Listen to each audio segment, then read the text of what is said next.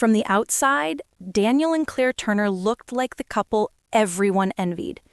They had the big suburban home with the white porch, matching SUVs in the driveway, and two golden retrievers that seemed to smile for every Christmas card.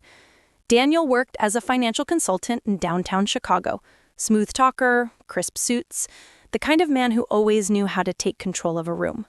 Claire, on the other hand, was the quiet heart of the home, a former elementary teacher turned freelance writer, soft-spoken but sharp, a woman who believed loyalty wasn't optional, it was sacred. They had been married for 7 years. 7 long, stable, mostly happy years. At least, that's what Claire thought. It started small, the distance. Late nights at the office, missed dinners, the occasional "I'm too tired" when she leaned in for a kiss. Every time, Daniel had an excuse. A client dinner, a networking event, deadlines. Claire believed him. Why wouldn't she? She'd built her life around the idea that love meant trust. But trust, like glass, only looks solid until the first crack.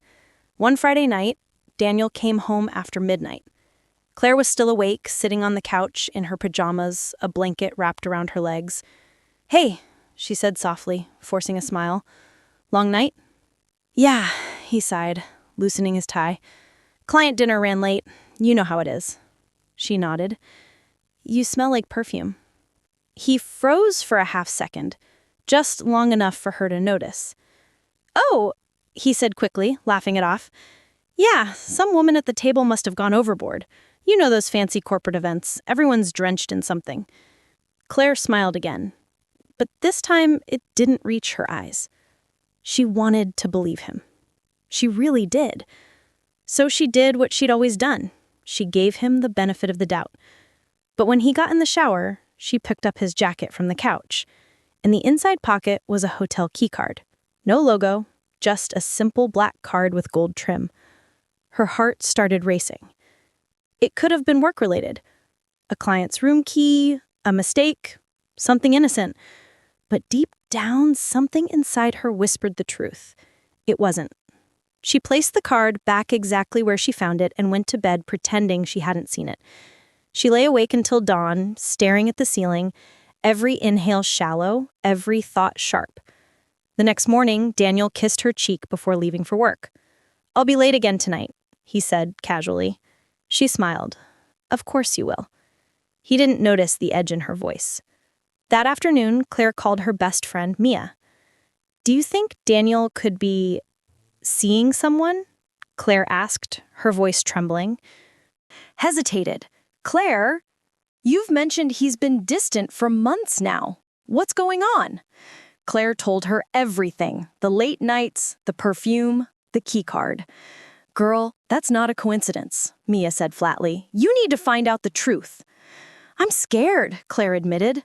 "Of what? Finding out he's faithful or finding out he's not?" Claire didn't answer.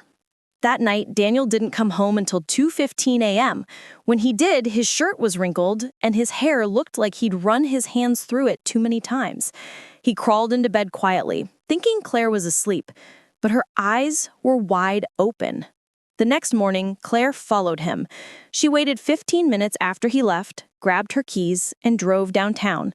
She parked 2 blocks away from his office and watched him through her sunglasses as he walked toward the lobby.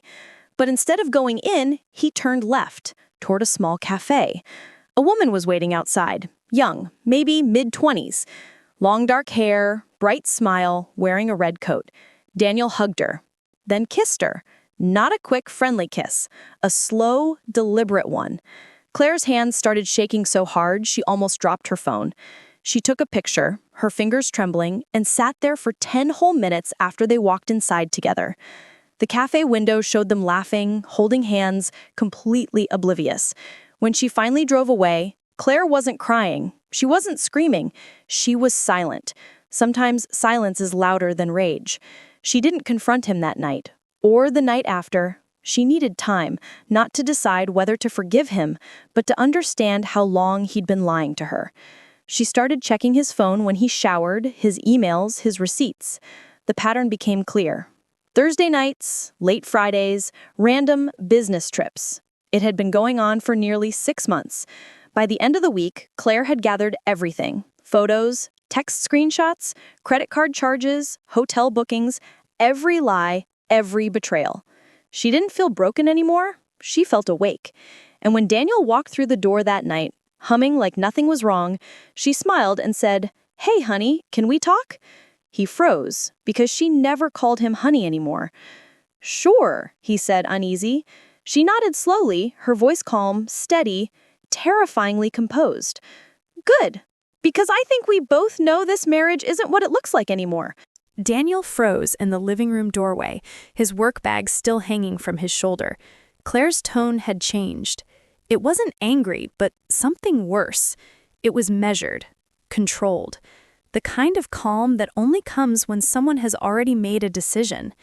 He dropped his keys on the counter. "What do you mean?" Claire didn't blink. "I mean, Daniel, that I know." He tried to play dumb. "Know what?" "That you've been cheating on me." The words hung in the air, sharp as glass. Daniel's mouth opened, then closed again. He didn't deny it right away. That told her everything she needed to know. Finally, he muttered, "Claire, it's not what you think." "Oh?" she said, her voice trembling but still steady. "Because I think you've been sleeping with someone from your office for 6 months, maybe more." He swallowed hard, guilt crawling up his throat. "Claire, please, let me explain. Don't insult me. I followed you, Daniel. I saw you with her, the girl in the red coat." Daniel's face turned pale. "You followed me?" "Yeah," she said, standing up. "Because when you stopped being honest, I had to start being smart." He rubbed his face, pacing the floor. "Claire, I didn't mean for this to happen," he said. It just got complicated." "Complicated?" she repeated. "You mean you accidentally ended up in another woman's hotel room?" "It wasn't like that," he said quickly. "It started at work. We were just talking, then hanging out. You've been distant lately," and she let out a bitter laugh. "So it's my fault now?" "That's not what I'm saying.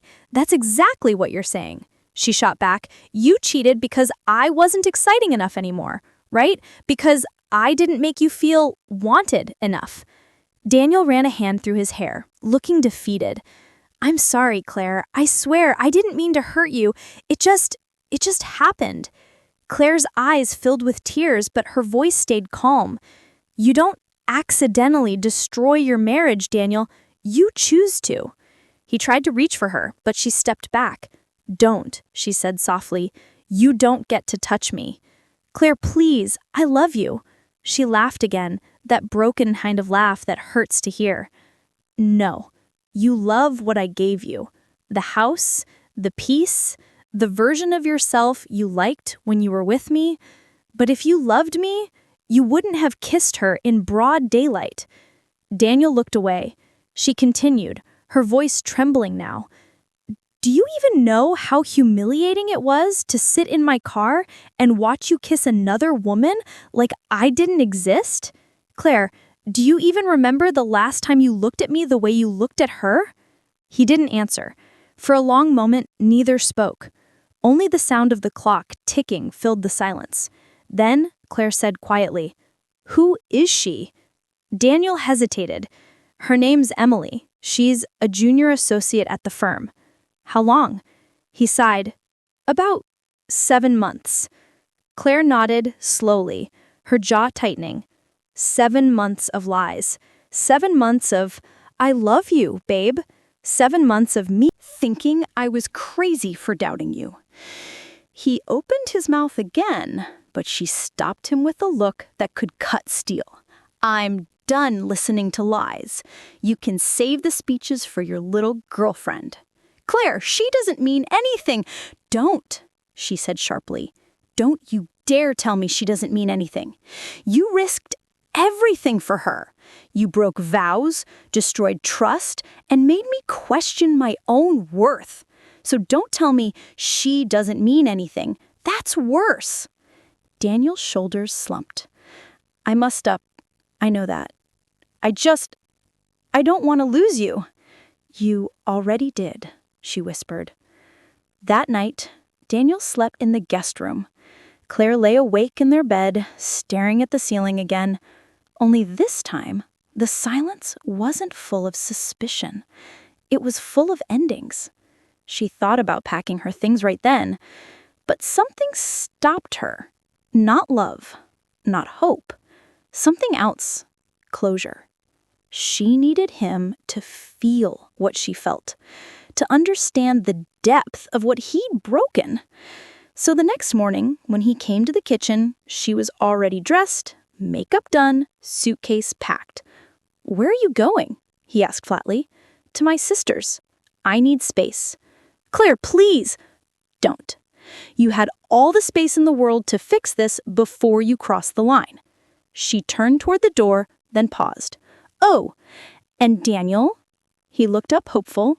"Don't bother deleting messages or hiding photos. I already backed them up." His heart sank. She walked out without looking back.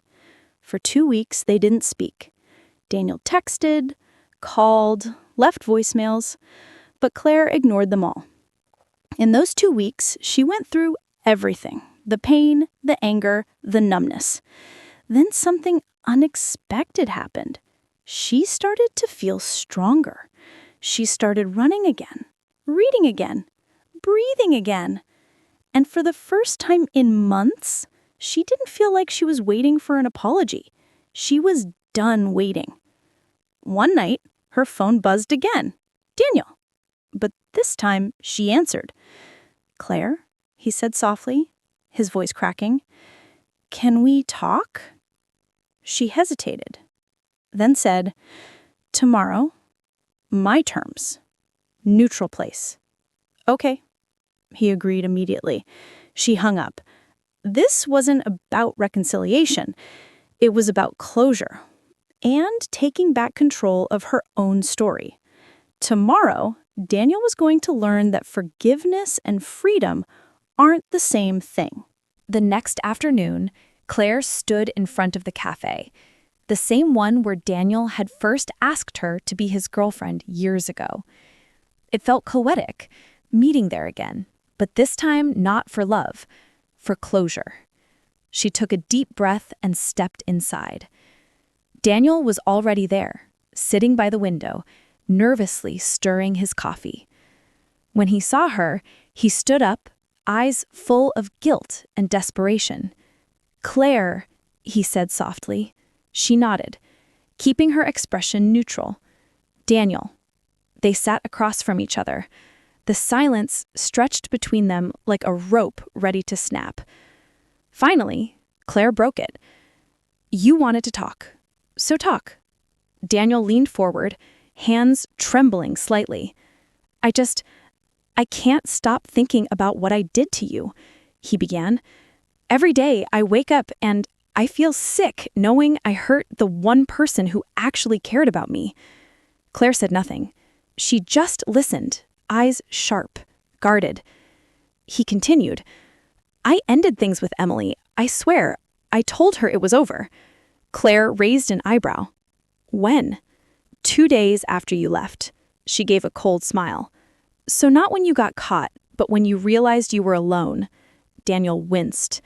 "That's not fair." "No," she said, leaning forward now, voice steady and precise. "What's not fair is me spending years loving a man who turned our marriage into his backup plan." Daniel swallowed hard. "I deserve that. I do. But Claire, I want to fix this. I'll do whatever it takes. Therapy, counseling, anything." She studied him carefully. "Do you even know why you did it?" He hesitated. "I guess I felt trapped, like we weren't connected anymore." Claire let out a dry laugh. "Trapped?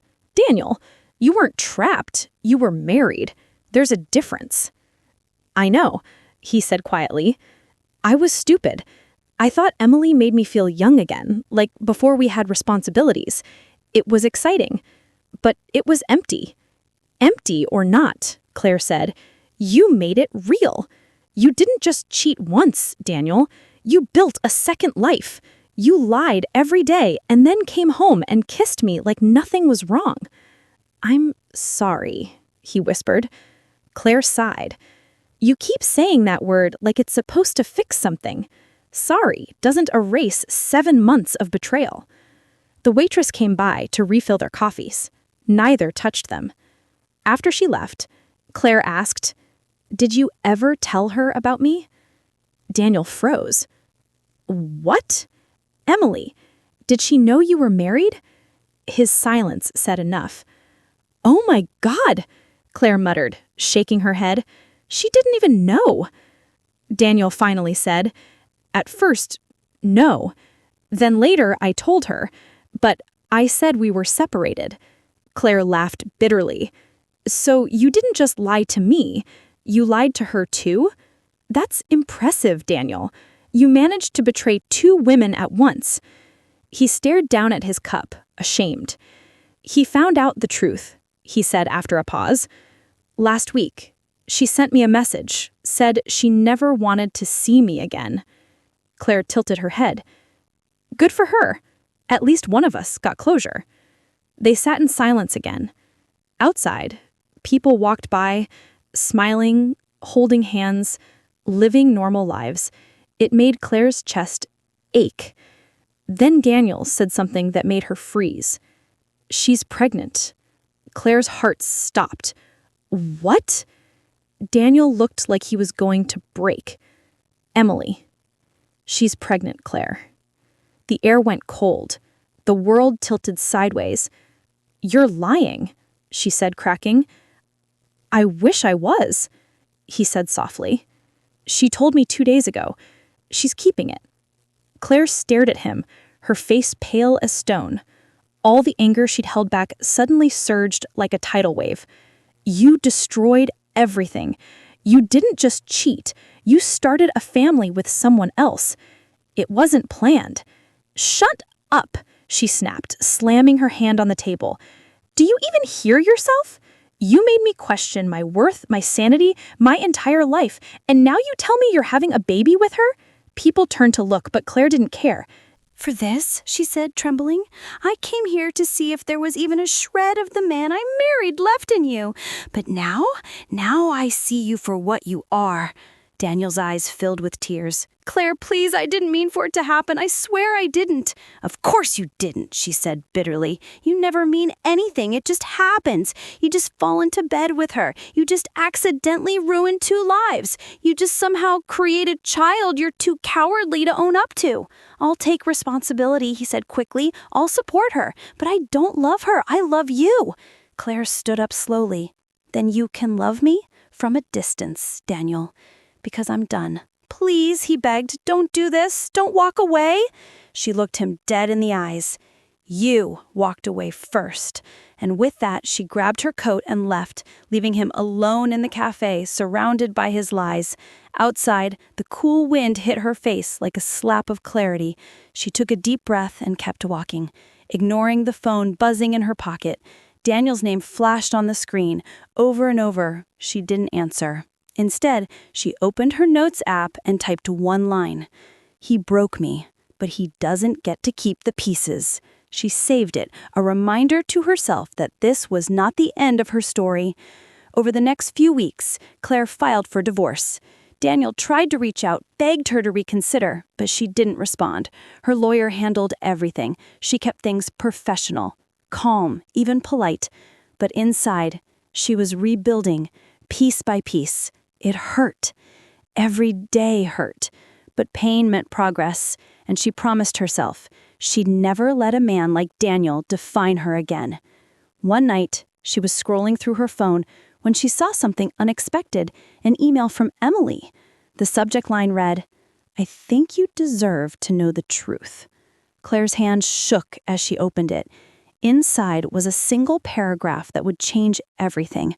"I didn't know he was married when we started, but when I found out, I ended it. Then I found out about the baby, and now I'm not even sure it's his." Claire's eyes widened. He wasn't the only man I was seeing. She sat back, heart pounding. So Daniel's perfect little affair wasn't even what he thought. For the first time, Claire smiled, a real, quiet, powerful smile. Daniel had destroyed his life for something that wasn't even real, and now she was free. That single line shattered the last illusion she had about Daniel's affair. He wasn't just a cheater, he was a fool. A man who threw away everything for someone who didn't even care enough to be faithful herself. It should have hurt, but strangely, it didn't. For the first time in months, Claire felt relief. She sat by the window, watching the city lights flicker like distant stars. She whispered to herself, "Let him drown in the chaos he created." The collapse. By the end of the week, Daniel's life had begun to spiral. Word got out at his firm. Someone had leaked texts and pictures between him and Emily. Office gossip spread like wildfire. By Friday, Daniel was called into HR. He tried to play it cool, said it was a personal matter, but the damage was already done. The managing partner stared at him coldly. "You embarrassed this firm, Daniel. Clients talk. You're suspended pending review." When he got home that evening, there were envelopes on the table. One was from Claire's lawyer, divorce papers. The other was from the firm, his termination notice. Everything was falling apart. He tried calling Emily, no answer. He texted her, nothing. Finally, out of desperation, he drove to her apartment. When she opened the door, she looked like she'd seen a ghost. "Daniel," she said flatly, "you shouldn't be here." "We need to talk," he said, stepping forward. "You told Claire about us." Emily folded her arms. "I didn't tell her anything she didn't deserve to know. You lied to me, Daniel. You told me you were separated." "I was going to be," he shouted. "No, you weren't," she said coldly. "You were never leaving her. You just wanted the fantasy." He stared at her, desperate. "What about the baby?" She paused. "It's not yours." He froze. "What?" "I wasn't sure before. Now I am. It's not yours, Daniel. And even if it was, I wouldn't want you anywhere near it." Daniel felt like someone had punched him in the chest. "Get out," Emily said quietly. "We're done." The door closed in his face. Meanwhile, Claire's rise. While Daniel's life crumbled, Claire's began to rebuild. She focused on her photography, something she had abandoned years ago when marriage and real life took over. Her friend Mia pushed her to post her work online, and within weeks, her pictures began to gain traction. A local art gallery reached out. They wanted to feature her in a small exhibition called Reclaimed. The timing felt poetic. When she walked into the gallery for the first time, surrounded by her own art, images of storms, shadows, and light, she felt something she hadn't in a long time: pride. Mia nudged her and whispered, "You're glowing, Claire." Claire smiled. "I guess I'm finally breathing again." That night, after the show, she went home and opened a bottle of wine and sat on the couch. Her phone buzzed. It was Daniel. She stared at the name for a long time before finally picking up. "Claire," he said, his voice low and broken, "I lost my job." She said nothing. "I know I don't deserve your sympathy, but I don't know who else to call." "You shouldn't have called me," she said softly. I needed to hear your voice." She closed her eyes, exhaling slowly. "Daniel, you made your choices. Now you have to live with them." "I can't," he said, his voice trembling. "I can't sleep. I can't eat. I see your face everywhere." "That's not guilt, Daniel. That's consequence." He was silent. "I got the email," she said after a pause. "What email?" "From Emily. She told me everything, including that the baby isn't yours." Daniel's breath hitched. She said that?" "Yes. Looks like you burned down your whole life for nothing." The breakdown. Weeks, Daniel tried to fix what couldn't be fixed. He begged Emily to take him back. She refused. He tried to apologize to Claire again. She blocked him. He spiraled, drinking, sleeping all day, ignoring calls from his parents. One evening, he showed up at Claire's apartment. She opened the door just enough to see his face, unshaven, eyes red, wearing the same shirt from days ago. "Daniel, this isn't okay," she said. "I just need to talk," he pleaded. "Please." "Talk about what?" He swallowed hard. "I made a mistake. I lost everything. I need you, Claire. You're all I have left." She stepped back slightly. "No, Daniel, you had me. You destroyed that." He reached for her hand. "Please, just hear me out." Claire shook her head. "You don't get to rewrite the story because you don't like the ending." "Claire, I love you." "No," she said firmly. "You love control. You love attention. But you don't love me. Not really." He broke down then, sobbing, falling to his knees. She stood there, tears in her own eyes, but didn't move.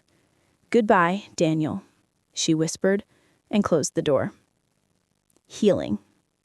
It wasn't easy after that. Claire had nightmares for weeks, flashes of betrayal, moments replaying like old film reels. But slowly, the pain dulled. She began journaling every night. Writing turned into poetry, poetry turned into a blog. Within months, her blog, The Woman Who Walked Away, went viral. She received messages from women around the world, all sharing their own stories of heartbreak, survival, and self-worth. Claire had found her voice again. 6 months later, the gallery invited her back for a second exhibition, this time a solo one, titled Resilience. The opening night was packed. People admired her photos, each one telling a story of transformation, loss, and strength. Near the end of the evening, someone approached her. He was tall, calm, with kind eyes. He said, "I'm Ethan," with a small smile. "I read your blog.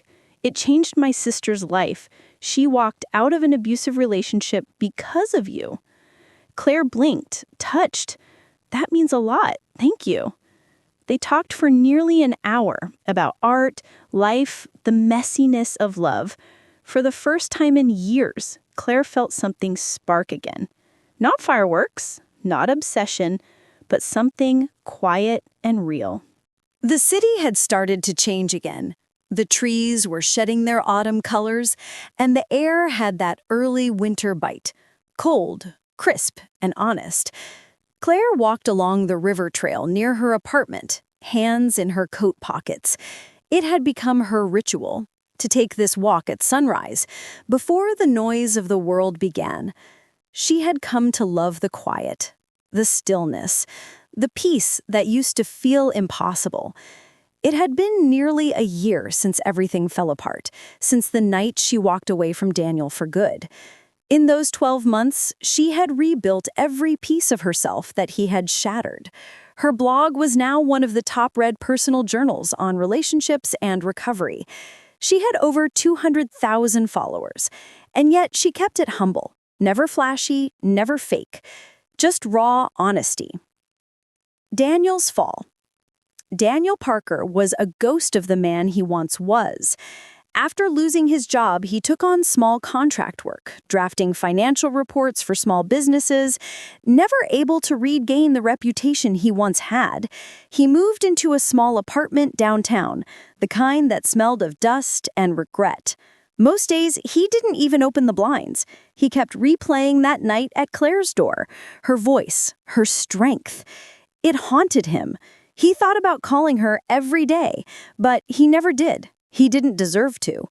Then one morning, he woke to find an envelope slipped under his door. It was from his mother. Inside was a single note. "You can't change the past, Daniel, but you can still choose who you become next." He sat there for hours, reading it over and over. For the first time in months, he got up, showered, and went outside.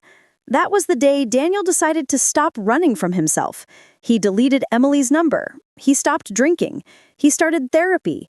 And though it was slow, painfully slow, he began to face what he had done, not just to Claire, but to himself. Claire's new chapter. Meanwhile, Claire's world was blossoming. Her photography had taken off beyond anything she imagined. She got invited to speak at a women's empowerment conference in San Francisco, her first ever keynote speech.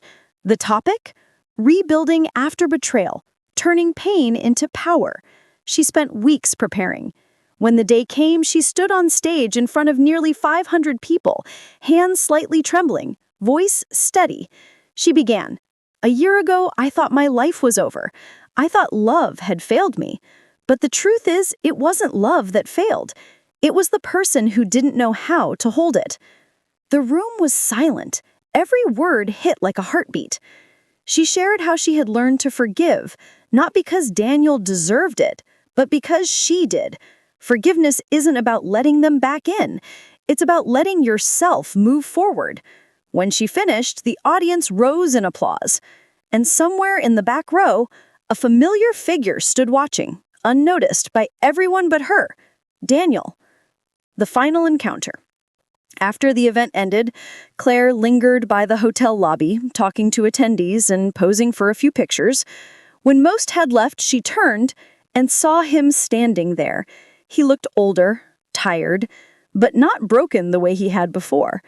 There was something new in his eyes, humility. "Hi, Claire," he said softly. She hesitated, then nodded. "Daniel, I heard about your talk. You were incredible." "Thank you," he shifted awkwardly. "I didn't mean to intrude. I just wanted to see for myself how far you've come. I'm proud of you." The kind of silence filled with 1,000 memories neither of them would ever voice again.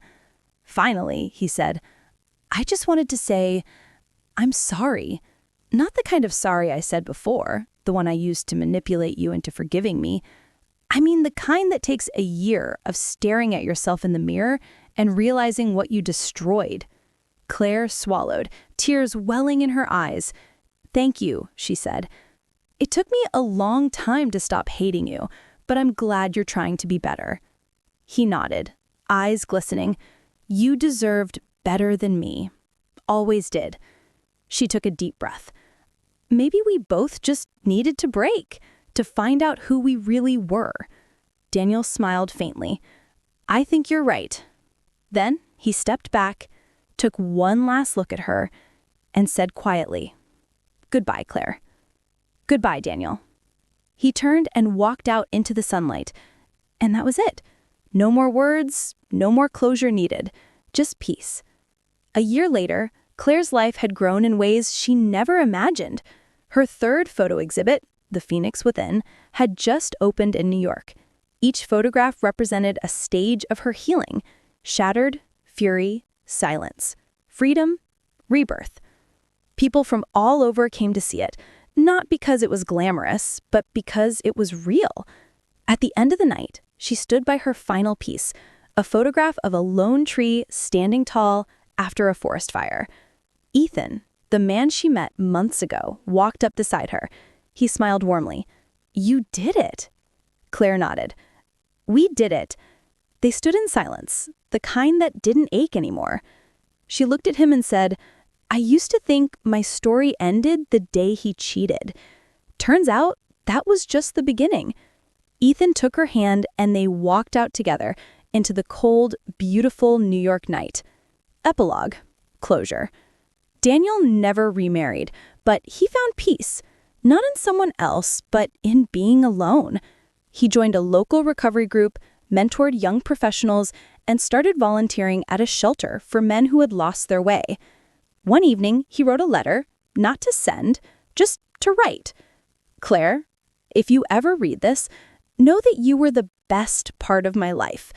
Losing you taught me everything I refused to learn while I had you. I hope you're happy. You deserve that." He folded it, placed it in a drawer, and smiled. For the first time in years, the silence didn't hurt.